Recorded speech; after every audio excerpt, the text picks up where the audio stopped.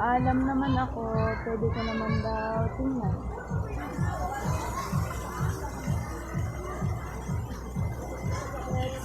Native Hot 1. Hello!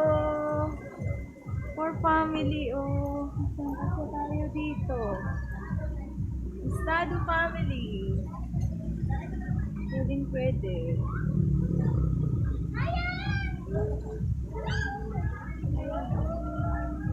Lapad. Ting lapad ng katawan. Good morning. Good noon na pala.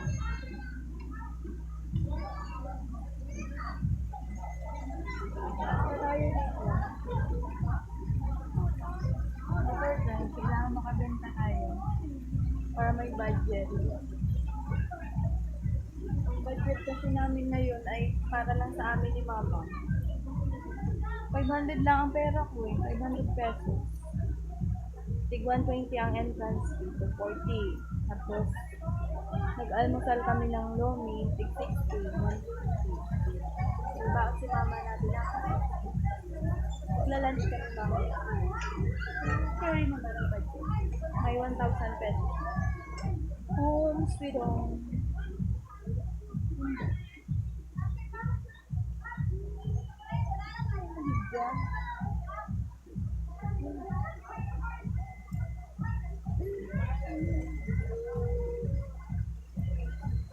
Beautiful, beautiful, beautiful, beautiful.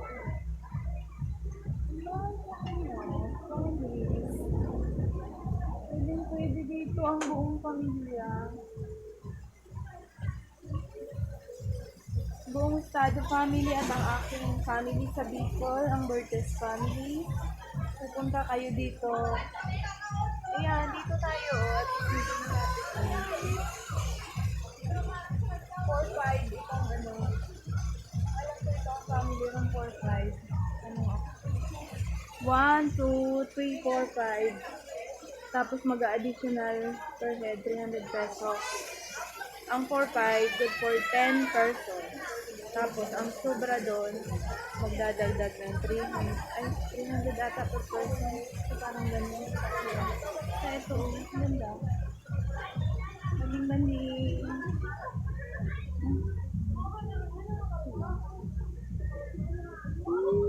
Beautiful, beautiful. Experience life at its best. Thank you, Lord. Thank you, Lord. Bago na naman tourist spot dito sa Igcadlum. Layo lang. Layo ang traffic. Kanina, ang daming ginagawang kalsada. Barangay Igcadlum San Joaquin. 7:30 kami umalis sa Pabia. Nakarating kami dito ay 9 o'clock. Bilis pa yun ang pagmaniho ni Darling.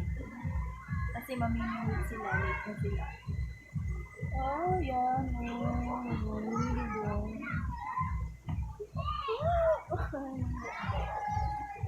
Ito ang bahay namin sa dito. Ito. Taas. Ay, ganda naman.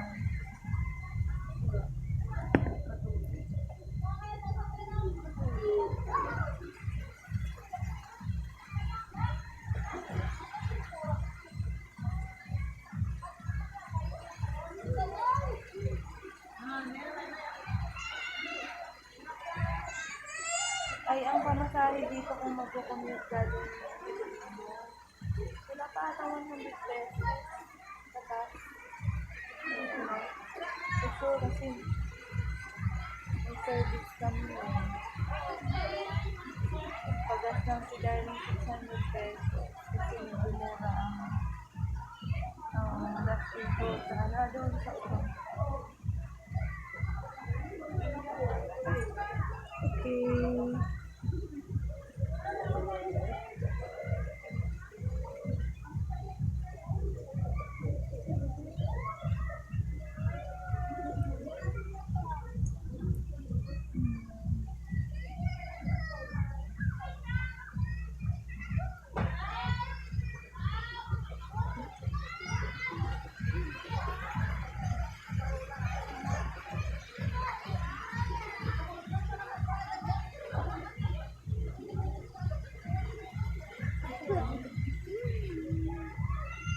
siya na may suhili.